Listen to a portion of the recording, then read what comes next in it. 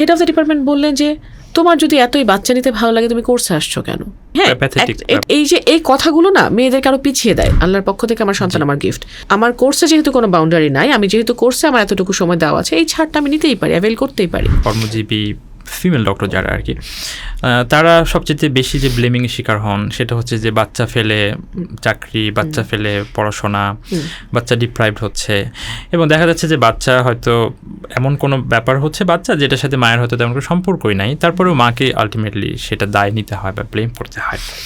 তো এই ব্যাপারটা নিয়ে আপনি, এবং মারা নিজেরও গিল্ট ফিল করেন হচ্ছে যে আমি হয়তো পারতেছি না টাইম দিতে, এই বিষয়টা নিয়ে আপনি যারা নন ডক্টর, বিশেষ করে যারা ফ্যামিলিতে থাকেন, হয়তো ফ্যামিলির ইন লজ অথবা নিজের ফ্যামিলি অথবা ভাই বোন অ্যান্ড ইভেন হচ্ছে নন ডক্টর হাজব্যান্ড যারা আছেন, তাদের উদ্দেশ্যে আপনি কি বলবেন যে এটা কি আসলেই বাচ্চাকে অ্যাফেক্ট করে খুব বেশি? একজন মা যদি বাচ্চাকে রেখে উনি যদি পোস্টগ্রাড করতে চান অথবা যদি চাকরির সময়ে সেখানে যান, সেটিকে আসলে খুব মেজর ইস্যু হয়ে দাঁড়ায় বাচ্চার জন্য?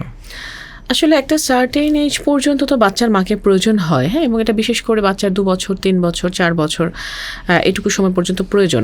তবে একটা মা সারাক্ষণ বাচ্চার কাছে থাকতে পারেন না, এটা আসলে বাস্তবসম্মতও না। এই ক্ষেত্রে পরিবারের খুব গুরুত্বপূর্ণ একটা ভূমিকা আছে। শ্বশুর শাশুড়ি হোক, বাবা মা হোক, তারা যখন জানছেন তাদের কন্যা সন্তানটি একজন ডক্টর এবং তার কন্যা সন্তানটি একটা পোস্ট গ্রাজুয়েশন জার্নিতে যেতে চাচ্ছে, তখন তারা আসলে এইটুকু সাপোর্ট যদি সন্তানকে দেন যে তোমার অনুপস্থিতিতে বাচ্চাটাকে আমরা রাখছি, তাহলে সেই মেয়েটার জন্য তার জার্নিটা সহজ হয়। এবং মেয়েটা যখন ঘরে আসবে, এখানে আমি অবশ্যই বলবো যে সে সব ছেড়ে দিয়ে পড়াশোনা করবে না। সে যখন ঘরে আসবে তখন সে তার বাচ্চাকে টেক ওভার করবে। 4 বছরের কোর্স 6 বছরে হোক, সেটা অসুবিধা নেই, হ্যাঁ, কিন্তু বাচ্চাটা যাতে একেবারে ডিপ্রাইভ না হয়ে যায়, কারণ সন্তানের শৈশব কিন্তু আমি আর পাবো না। আমি এখানে একটা আমার এক্সপিরিয়েন্স শেয়ার করতে চাই। আমার একজন কলিগ, আমি যখন কোর্সে ছিলাম, সে অন্য ডিসিপ্লিনে ছিল, অন্য একটা ডিসিপ্লিনে ছিল।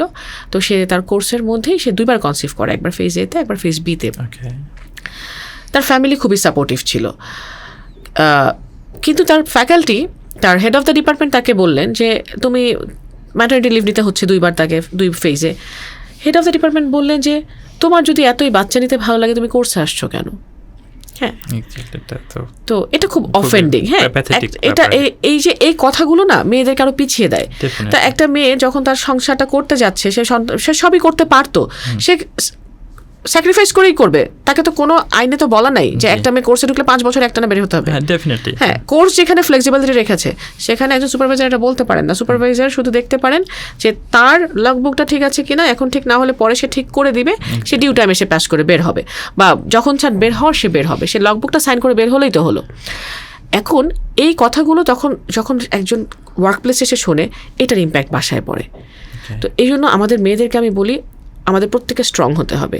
বাইরের যে যা বলুক, আমি জানি আমার বাউন্ডারি কতটুকু, আমি জানি আমার প্রায়োরিটি কোনটা, আমি জানি কখন কাকে নো বলতে হবে।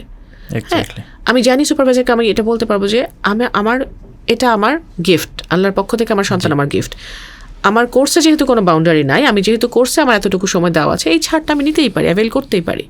হ্যাঁ, অবশ্যই সেটা মুখে মুখে বলবেন না, কিন্তু আপনার আপনি মনে যখন জানবেন, এটা প্রকাশ করার অনেকগুলো ওয়ে আছে, অনেক ওয়ে আছে। জি, তো আপনার কথাতে আমরা যেটা পাচ্ছি এটা আসলে খুব ভাইটাল একটা পয়েন্ট।